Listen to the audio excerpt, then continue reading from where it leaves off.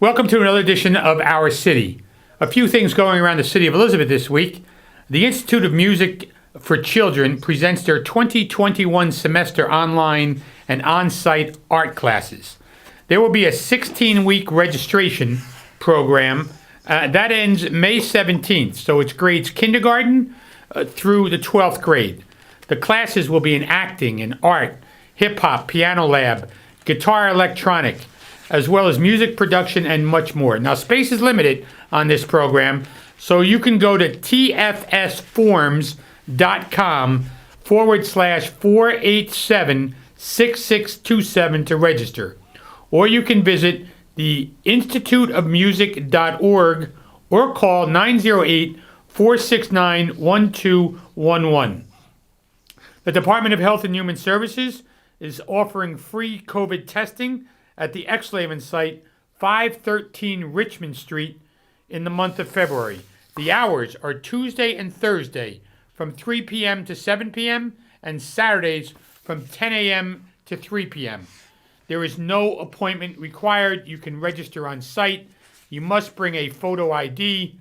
While no insurance is required, if you do have health insurance, please bring a copy. For more information, call 908-820-4060. The City of Elizabeth is offering the COVID vaccine. You can register online for the vaccines at the County of Union website, covidvaccine.nj.gov, to look for available appointments. Starting on March 1st, we'll only be using that website for appointments. So if you can get on that website now, it's even better. We'll speak with Commissioner Sergio Granados about that process in a couple of minutes. If you want to speak with someone who can assist you with general questions about the vaccine, you can call 855-568-0545 from 8 a.m. to 8 p.m. So please continue to follow social distance rules, washing your hands as frequently as possible, and wearing a mask. So for the first part of the show, I'm pleased to be joined by a freeholder, former freeholder, and now they're called county commissioners. Welcome to the show, Commissioner Freeholder, Commissioner Sergio Granados. How are you, Sergio? Good. Thanks for having me, Mayor. Yes, it's brand new, so everybody's still getting used to the new term of commissioner. Yeah, tell us about that. That was a bill that was passed, and the freeholder is really an outdated title, right? Yes, it definitely is. And even when we looked at it, when it comes to translating freeholder into other languages, you wouldn't be able to translate it. So being called a commissioner now, it makes it more exclusive to everyone to be able to know what a commissioner is and county commissioner is. So, Commissioner, the COVID-19 virus is what's on everybody's mind, and the County of Union was, if not one of the first in order to get out there with testing on a mass scale. And now we're doing both. So why don't you just talk as much as you want on your role, because you've been instrumental in helping the city of Elizabeth. Thank you, Mayor. Well, we were the first in the state of New Jersey to set up a COVID-19 testing site, working in partnership with King University. And it's something that we were the first ones to do. Other counties came around the state to come look at how we're operating our system, because we're being effective and efficient in making sure as many residents of the County of Union who wanted to get tested were able to get tested. And now even creating another partnership with King University, we have a nationally certified lab that allows us to test residents on campus site, which is definitely going to be a great addition and helps us to get the test results back in a quicker turnaround time. How quick is that? Is that a day or 2 days? About like between 2 and 4 days, we say. It's usually 2 days, but we give a little more gap time just in case if anything slows down for a reason. But you're right. I mean, I've had people go there in the morning, and sometimes they knew their results the next day, by the end of the day. Yep. So the commissioners have been vigorous in making sure the residents in Elizabeth and all of Union County have access to COVID testing. Some of the testing that has been offered, your mobile testing sites have been extremely effective. You've done them in Elizabeth as well as other cities. Let's talk about that. Well, I think one of the great things about our mobile test team is that we're not only having it at King University, we've taken it to every single municipality in the County of Union, and partnering up with yourself, Mayor, in the city of Elizabeth. We've not only done mobile testing here in Elizabeth, but we've helped provide COVID testing to the Elizabeth COVID response team so that your team in Elizabeth can actually directly start providing more testing to residents here in Elizabeth, which has definitely been beneficial. We've tested tens of thousands of people, right? Oh, without a doubt, we've done tens of thousands. As I said before, anybody who wants to get tested has the ability to get tested between our King University location, between our mobile testing on Tuesdays and Thursdays. We offer as many opportunities as possible that every resident from around the county can get tested. So are the testing still seeing big numbers, or people like say, hey, I want the vaccine, I'm not going to get tested? No, we're still seeing high numbers of people who just want to see if you have the COVID inside your system. We're doing roughly 1,000, a little over 1,000 per Monday, Wednesday, Friday at our King University site, and roughly over 700 at our mobile test sites. And the vaccine, you're using the Moderna vaccine as we are, and that's just got started in the beginning of January. How's it going for the county? Well, we've already done over 7,000 vaccines to our residents here, and we already started giving our second dose also to residents, which started last week. Yeah, here in the city, we've done about 6,000 vaccines already, and second doses were probably a little more than 1,000. So we're doing well. We just need more product, right? Well, I think that's the major issue around this country is basically supply and demand. There's a high demand, low supply. I know yourself as mayor has reached out to the state, us on the county level have reached out to the state and trying to get as many vaccines as possible because we have a high demand of residents wanting to get this vaccine. And the problem is that on a federal level, it's a distribution process. Every week we're not fully sure how many vaccines we're going to get. We try to ask for more, but there's limitations on that process also. And they got to go to the county website to get registered, correct? Yes, ucnjvaccine.org is the website you go to basically slot in your appointment to get a vaccine. And I know we're working with those that don't have access to computers to get a vaccine. It's not fully developed yet, but we are working in that area. Yes, we are making sure that even individuals who don't have access to internet have access to be able to call up a telephone number and basically be able to get the help that way, and making sure you can set up an appointment also. And so we're working with Moderna is what we're getting, and hopefully the J&J vaccine will come online, which will help us even more. So there's, the Moderna, Pfizer, Johnson & Johnson, and while I understand even Johnson & Johnson has the one vaccine shot, that's it. But what we've been seeing too, Moderna has a higher efficiency rate. It's at 96%, where I believe Johnson & Johnson is at 66, 67. So there's pros and cons to both. But right now we're currently stable with Moderna because it's the most effective and it's the one that's readily available to residents on a higher demand. It's the only one we're getting though, right? Yep, exactly. So early on in the pandemic and for months after it, we collaborated the city and the county on food distribution. And Freehold, I keep saying that, I apologize. Commissioner. 25 cents to the juror. Yeah, Commissioner, you more than anybody has helped us bring the World Central Kitchen to us, where we served, I don't know, was it over 200,000 or 300,000 meals here in the city of Elizabeth during the height of the pandemic? Talk to us about that. So, first person I reached out to was, my hometown, my mayor, yourself, Mayor Bollwage, in creating this partnership with the World Central Kitchen, International Rescue Committee, in creating an opportunity because we know that during this pandemic, many residents have been going through economical issues. And many people are, there's hunger issues going on also around the whole entire country. And, we've talked and we had a foresight of making sure that we had food accessible to all residents in the city of Elizabeth. So we partnered up, we opened multiple locations across the city so that everybody had access to it, and providing it was almost 1,000 meals easily per 3-4 days to residents Monday through Saturday. And it's something that you literally got a bag full of 4 or 5 meals for every single member in your household. And I know you've received many compliments, we've received compliments, but it just truly goes to show that partnering up together, we've really been able to make a difference in helping out residents during these tough times. Commissioner, I remember being at a couple of sites and passing out the bags, and people would come up and say family of 3, family of 5, family of 2, and they were all separate. It was an absolutely terrific run organization. And without your help, that would have never happened in the city of Elizabeth. So we really want to thank you for all of the efforts you made in those hundreds of thousands of meal packets that went out early on when really people didn't know where they'd get the next meal from. No, thank you, Mayor. And I want to also give a special shout out to Department of Human Services and Office of Youth, who helped make sure they labeled every single bag and prepackaged all those meals too into bags for residents. But you're still doing it on a not as a not on an everyday basis like we were, but you're still doing it on a weekly basis throughout the county in different areas. Yes, we do drive up, and we see many residents don't have access to vehicles, so we started doing walk-ups. And a location here in the city of Elizabeth will be taking place this Thursday at the Immaculate Conception on Union Avenue from 8:30. It's 10 to 11:30. Sorry, 10 to 11:30. Immaculate Conception. Anybody who walks up has opportunity to get produce, meats, proteins, baking goods, etc., already packaged for you to take home. So in case anybody's watching, that would be Thursday, February 11th, because this may air after that as well. It'll air tonight, but it may air after that. So we want to make sure the residents know it's February 11th. But there'll be another one, correct? Yeah. Yes, I say, even with any future ones, you can always visit www.ucng.org,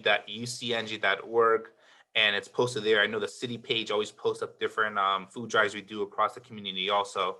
So visit city social media, the county social media. You'll definitely be able to see any site that we have food distributions at. So, Commissioner, thank you for all the work that you've done in helping feed the residents of the city of Elizabeth, as well as working with us on the testing and the vaccine. You've been a great help over there at the County Commissioner Board. Thank you very much. Thank you for your partnership, Mayor. We'll see you soon. And for Commissioner, I keep wanting to say freeholder. For Commissioner Sergio Granados in the County of Union and Elizabeth Commissioner, we thank you for being on the show today, and we'll be back soon. The second half, we're going to be joined by Congressman Albio Series.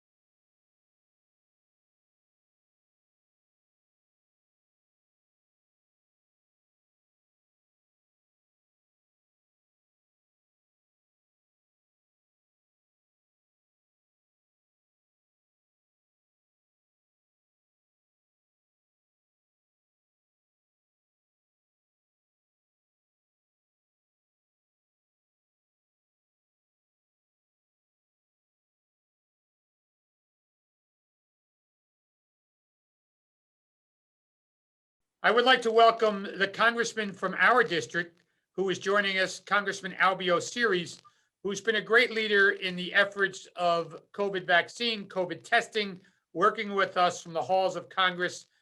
Congressman Albio Series, thank you for joining us here today. Oh, my pleasure, Mayor. Well, I wish we were able to do this in person, but with the ongoing pandemic, as you know, this is the only way we can do this. And Congressman, many families are struggling at home with financial issues due to the pandemic. Since the beginning, you've been a strong advocate and a leader of stimulus packages, working with our senators and working with other members of Congress.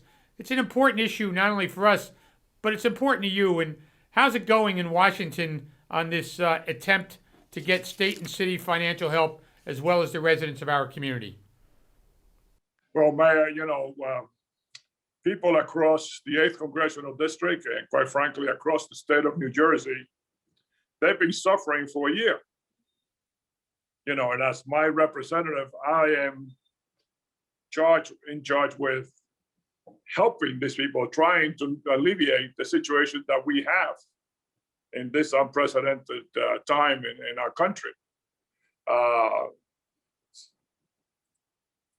always try to work as hard as I can for my district.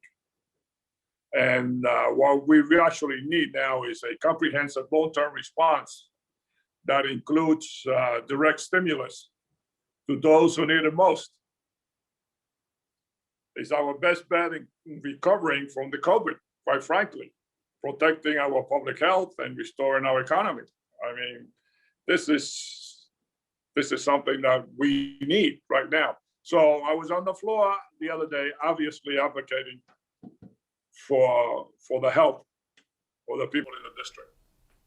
Yeah, when you were on the floor of the Congress and you spoke about those issues, unemployment, stimulus, small businesses, etc., Congressman, you must be getting an awful lot of calls in your office from a myriad of people. How do you deal with everybody who's hurting right now? Well, you're absolutely right, Mayor. We do get a lot of calls. People are concerned about, basically the next day, some of the constituents that we have. But our goal is to use the budget reconciliation that we passed the other day, for some sort of comprehensive relief. That includes direct payment to the people, because I think that is the best way that we can reach our constituents in this district. We are looking at funding for small businesses. We're looking at funding for schools, frontline workers, teachers, first responders, and other essential workers. And obviously, the extension of the unemployment benefits is important. The SNAP program, the federal nutrition program, is important. Rental assistance is also important. So there are numerous places where we can help our constituents in the 8th Congressional District.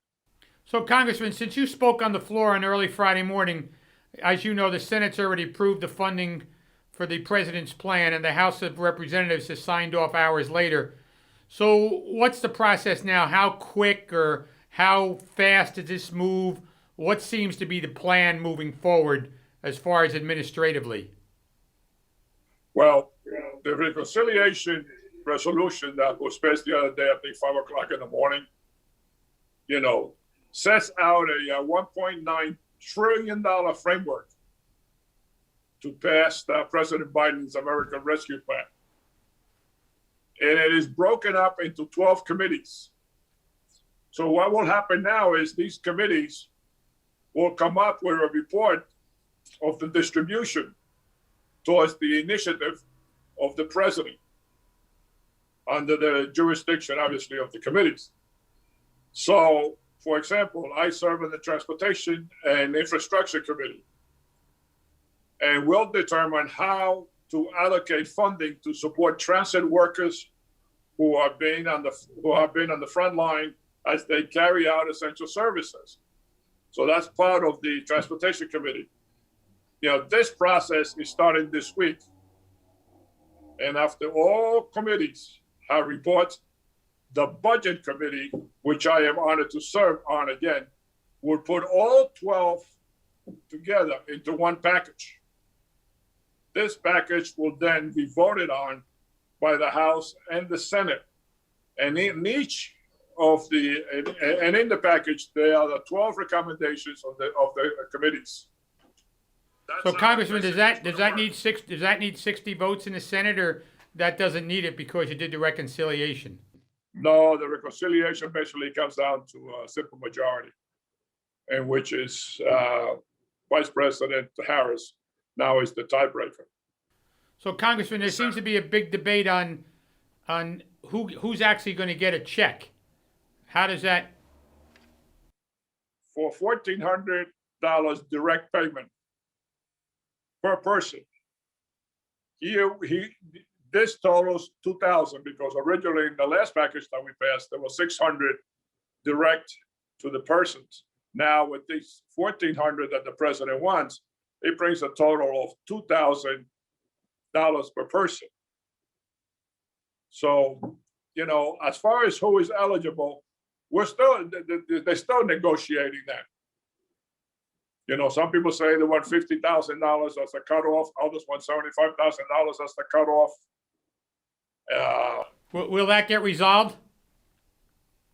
Oh yeah, we'll get resolved so we can get the checks to the people. You know, one way or another, we'll get resolved. You know, some people, it all depends, you know, what is the amount that is the cutoff. So what about schools, Congressman? Is there help for schools in here? How do we get the schools to open? Yes, there's help for schools. You know, there's help for municipalities to deal with the pandemic. I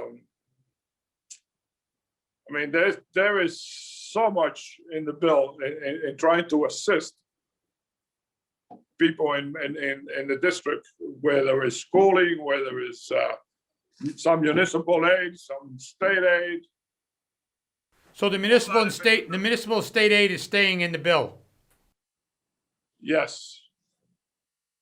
I hope they don't take it out, because what happens is that they negotiate, something will be, will be included and some things will be excluded. But I can't tell you exactly how much or when or so forth. You just have to wait till we finish this process. So moving on to the COVID vaccine, Congressman, as you know, everyone in the country, not only in our county, is screaming for more product. Have you had any conversations with the president of the administration on how the counties and the cities throughout this country can get more product? Well, obviously, the previous administration didn't do much to generate the kind of vaccines that we needed. The president has committed, as you know, 100 days, 100 million. I think he's going to do much better than that. I think they revved up the Military Production Act, which is going to generate a lot more vaccines. Now you have Johnson & Johnson coming on board. You have Moderna and Pfizer. So we're going to have the vaccines. It's just going to take a few more weeks till we get the amounts that we need to start really vaccinating just about everybody. Congressman, I know this is a crazy question, but do you see this ending anytime soon? What's your guess? Excuse me? What's your guess on the pandemic ending? You think the summer? When do you think we'll get back to normal? Well, I believe that we'll get back to some normalcy by the beginning of the summer. But I think this pandemic, as I keep reading about it, it's going to be maybe like the flu, where every year we're going to have to just deal with it a little bit. And I hope not. There's still so many unanswered questions regarding this COVID-19 that it's hard to pinpoint exactly when we will get back to a real normalcy. Congressman, I want to thank you for your time on coming on the show and answering these questions. I think it's one of the things I learned today is I didn't know all of this had to go to the 12 committees and then a final recommendation would be made. How long do you think that process will take? That won't take long, in the next couple of weeks. It's just that the committee, according to the reconciliation process, the committees have the ability to determine the amounts that go into in different areas, but it cannot go beyond the 1.9 trillion. It could go less, though. It could go less, or they could cut a deal and make it less to get something. This is still in flux. All this is still in flux. It's just a process, and everything is a process in Washington. Congressman, I want to thank you for your leadership. I also want to thank you for taking the time to be on the show this evening and talking with the constituents of my city regarding the efforts in Washington. We really appreciate your leadership and your ability to work, because as people know, you have an office here in the city of Elizabeth, and even though it's closed because of the pandemic, they can still reach you. That's right. They can still reach through our number or through our website. And that office has been there for a long time. And thanks to you, it's there. Well, your idea to tell me, why don't you come to Elizabeth? I said, fine. It'd be my pleasure to serve the people of Elizabeth. You once told me it's the busiest office. You're right. It turned out to be the busiest office in my district. Because we put it right in the senior center. Yes.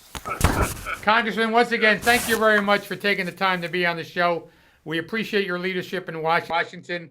I look forward to working with you on the problems that affect our city and our nation in the future. Mayor, it's a pleasure working with you in the city. Thank you. Congressman Albio Series, and for Commissioner Sergio Granados, I'm Chris Bollwage. We'll see you soon on another edition of Our City.